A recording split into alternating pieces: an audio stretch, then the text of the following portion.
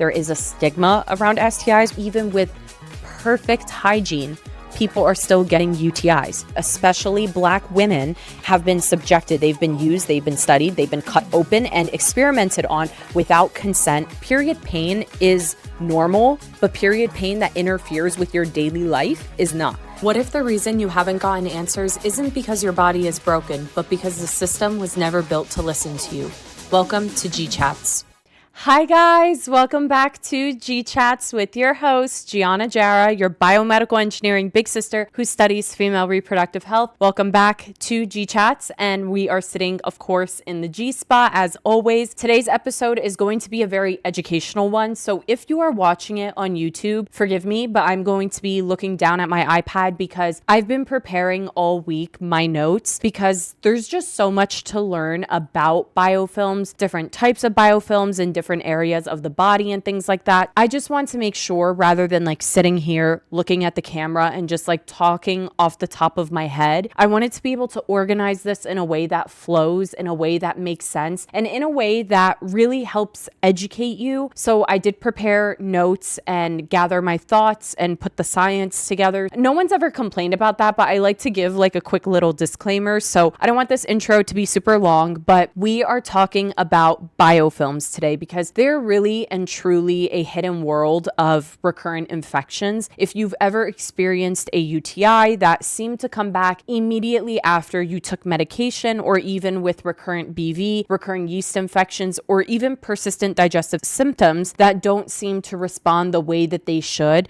then I think it's worth exploring, and your healthcare provider and you should have a conversation around biofilms. The internet does occasionally talk about biofilms, but it's somewhat become a buzzword, and some people talk about it as if they're the root cause of every single health concern, and then others dismiss them entirely. And that is why I really wanted to discuss it in today's episode, because I feel like biofilms are one of many different reasons your body might not be responding to medication. It's plausible, and I think it's worth exploring, but it doesn't mean that every single person who doesn't have a good response to antibiotics or don't feel like the infection cleared equals, oh, you have a biofilm. I think that's dangerous rhetoric to spread, but I think that there needs to be more awareness in the health space about biofilms, because it's very possible that it's one of the issues or your issue. For me, for example, I never struggled with BV or yeast infections, but many of you know this. I struggled with UTIs, and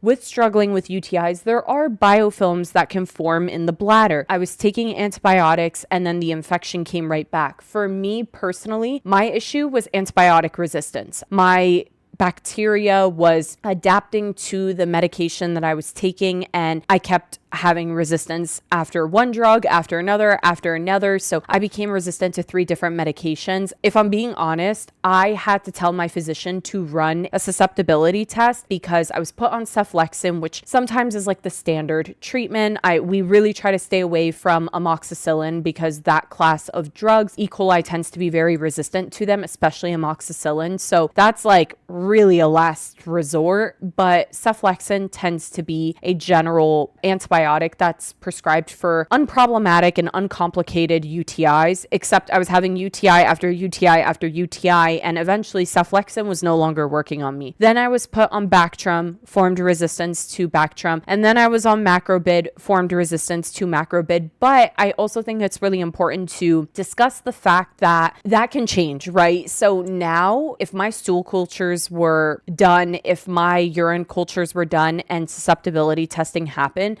which has happened. I've done microgen DX. There's obviously little bits of bacteria in your urine. Your urine is not sterile, which I think is a misconception. A lot of people think urine is sterile. But when I've had these type of tests done, I don't have resistance to cephalexin. The bacterium, the strain of E. coli that was in my urine that did form was resistant, but I don't have that strain inside of me now. But it's possible that I could in the future, which is why susceptibility testing is always important. But this video is not about about antibiotic resistance. This is about biofilms, but I did want to share like my story and the fact that just because biofilms weren't a situation in my case doesn't mean that it's not a situation in your case. And I'm making this video because I want people to be aware of biofilms and at least have that conversation, because if the antibiotics or the medication you're taking is not working, this could be something that is possibly causing the failure of the drug. So let's start with what is a biofilm. So when most people hear the word biofilm, they do imagine biofilms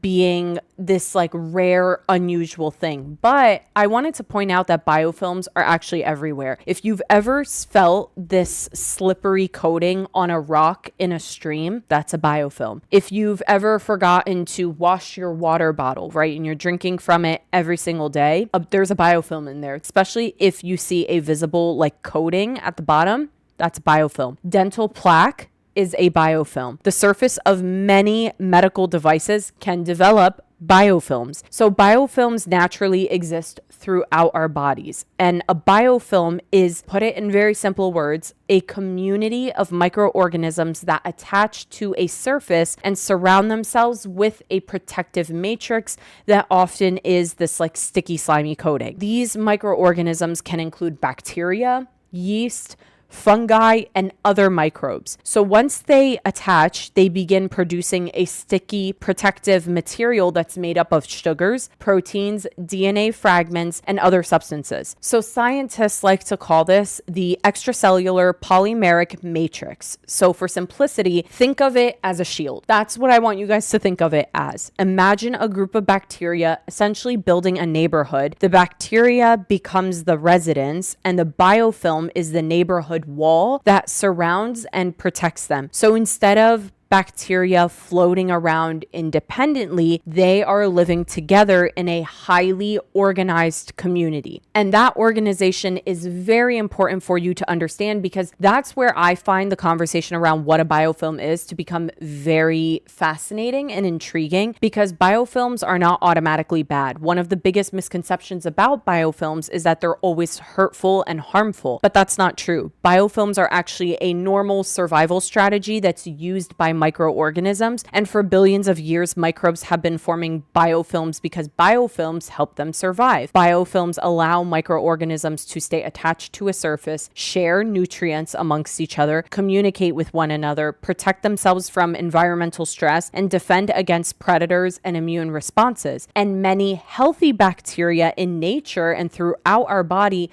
live in biofilm communities. So the issue isn't that biofilms exist, right? It's the same narrative of people think of bacteria and immediately think of bad bacteria, and they're like, kill all bacteria in my body. There's good bacteria and there's bad bacteria. And because there's good bacteria and bad bacteria forms biofilms, bad bacteria forms biofilms. So the key is not wanting to wipe out biofilms altogether, because not all biofilms are bad. The issue is that when potentially harmful microorganisms create biofilms in places where they contribute to chronic infection, chronic inflammation, or recurrent symptoms. Now, the key here is that bacteria has a secret language that allows biofilms to form. That secret language is called quorum sensing. We have to talk about it because it's a really cool concept in microbiology, and you guys know I worked in a microbiology lab, so I love just highlighting this because nobody talks about it. Biofilms, again, are not just like a random collection of microbes, and they're organized. Now, quorum sensing is essentially bacterial communication. So bacteria will release tiny signaling molecules into their environment. As the number of bacteria increases, the concentration of these signals increase as well. And once enough bacteria is present, those signals reach a threshold. And at that point, the bacteria collectively change their behavior. So in other words, they can sense when enough of their friends have arrived. Literally, they think of it like honestly like a group text. Once bacterium sends a message,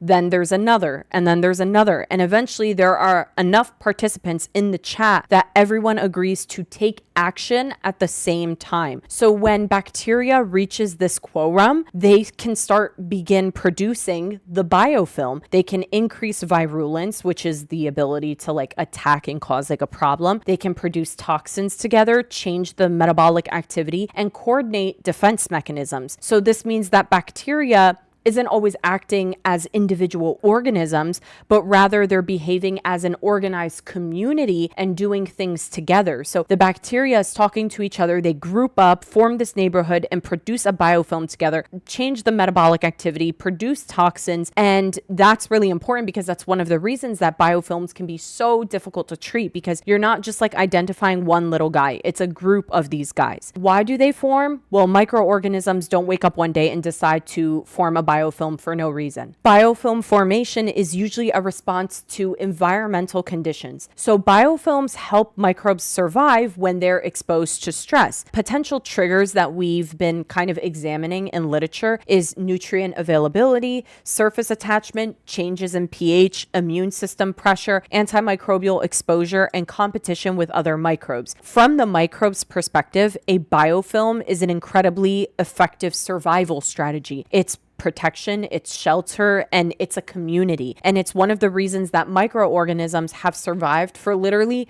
billions of years because of biofilms. Biofilms then matter clinically because when we're talking in the context of human health, you need to imagine a patient who develops a UTI, for example. A urine culture is first performed and the laboratory identifies the type of bacteria. The bacteria is tested against antibiotics, which is the susceptibility testing. The report comes back saying that the bacteria is susceptible and the antibiotic should work. Yet, the patient completes the treatment and still has the symptoms. So why does that happen? Well, one possible explanation is the biofilm involvement. And the laboratory test is typically performed on bacteria that's growing freely in a controlled environment. Inside of the body, the key thing is that those bacteria might be living within a biofilm community, while there are some or a bit that's floating around, free floating in the urine, in the vaginal swab, whatever the case may be. So the biofilm can create several challenges. First, it physically limits how much antimicrobial reaches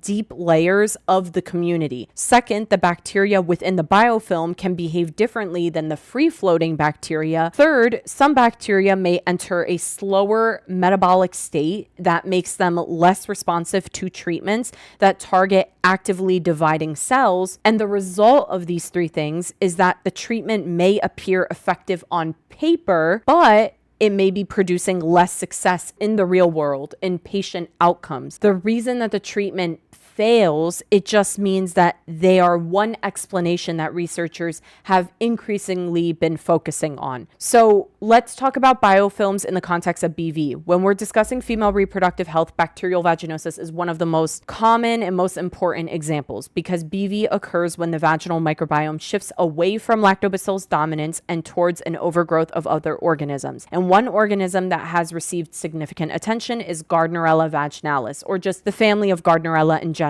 And researchers have found that Gardnerella can contribute to biofilm formation within the vaginal environment. So instead of existing as isolated bacteria, these organisms may become embedded within a structured community attached to vaginal tissue. So this is important because bacterial vaginosis has notoriously had high reoccurrence rates. So many women successfully complete their treatment of antibiotics only to experience another episode weeks later or months later. And researchers believe that biofilms may be one factor that's contributing to those reoccurrences. The antibiotics may reduce the bacterial load and symptoms might improve, but if portions of the biofilm remain, then the environment may still support reoccurrence. And again, biofilms are likely one piece of a much larger puzzle that also includes sexual activity, the vaginal pH, hormones, the presence or absence of protective lactobacillus species, and other like microbiome factors. Now, when we're talking about biofilms in context to yeast infections, biofilms are not limited to just bacteria. And I think a lot of people don't know this. Certain species of Candida can also form biofilms, and this has become an area of growing interest in recurrent vulvovaginal candiditis, which is vaginal yeast infections. And within these communities,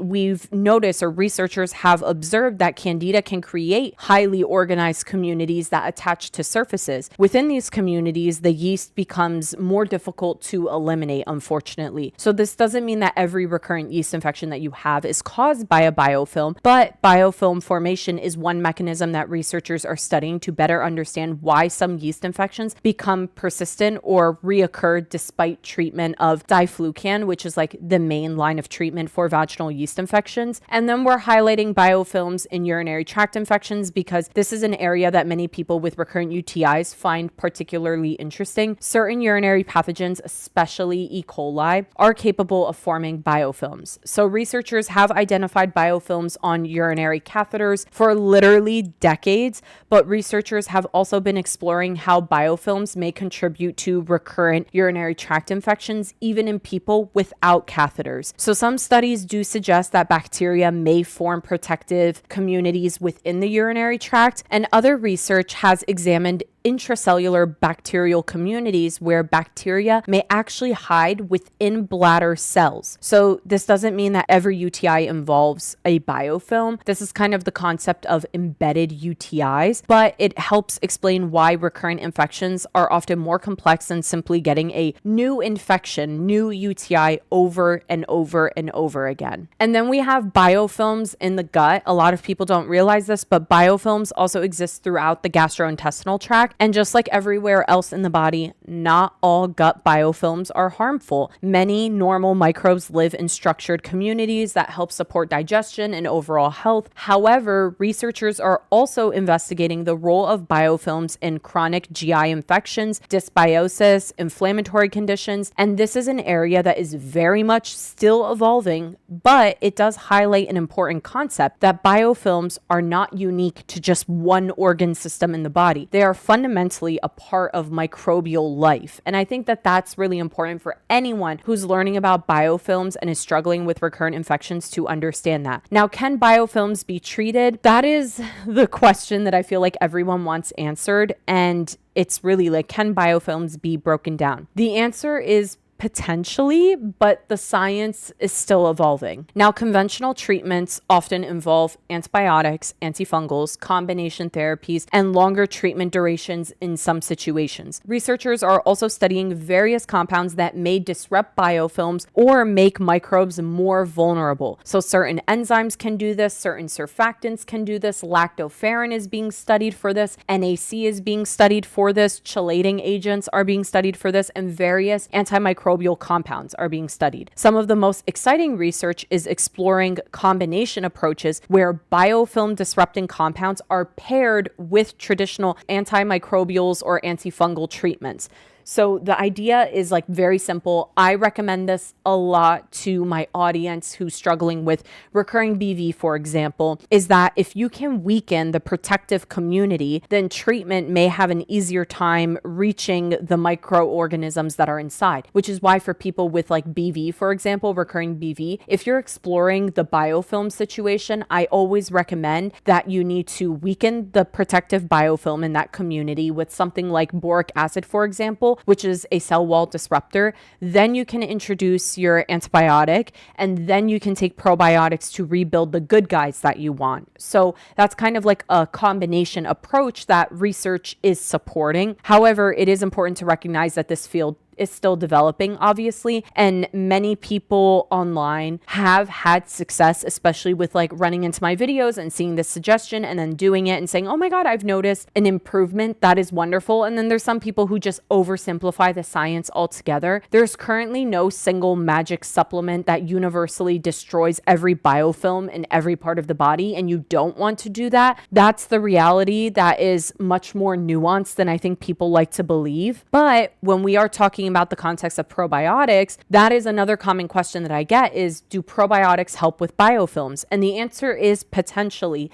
but probably not in the way that most of you are imagining. So probiotics aren't necessarily acting like microscopic, like wrecking balls that are smashing through the biofilms. Instead, what they're probably doing is helping to create an environment that is less favorable for problematic microorganisms. So researchers have proposed several potential mechanisms. So probiotics might compete for attachment sites, produce antimicrobial compounds, support microbial diversity, promote lactobacillus dominance in the vagina specifically, influence the quorum sensing that happens, those pathways, and help restore balance after disruptions, which is why I recommend them for people with BV. In other words, rather than directly attacking the biofilm, the probiotics help with shifting the ecosystem itself that then in turn affects the biofilm. So when the ecosystem changes, the organisms contributing to the problematic biofilms may have a harder time thriving. That is why it's really, really important to restore with probiotics after you're done taking something like antibiotics. Now, with all of that being said, there are a lot of myths around biofilms, and I feel like this educational video helped you understand most of these myths, if not all, but I did want to have a little segment in the podcast where we kind of do a true or false type of thing, and I say the myth and we talk about if it's true or false, but I'm not going to spend too much time on each one because I just ran down the whole science for you guys and we talked about everything. So it should be like really easy to guess at this point. So let's start with number 1. Every chronic symptom is caused by a biofilm. That is false because biofilms are just one possible contributor among many. Number 2, if treatment failed, the organism must be antibiotic resistant.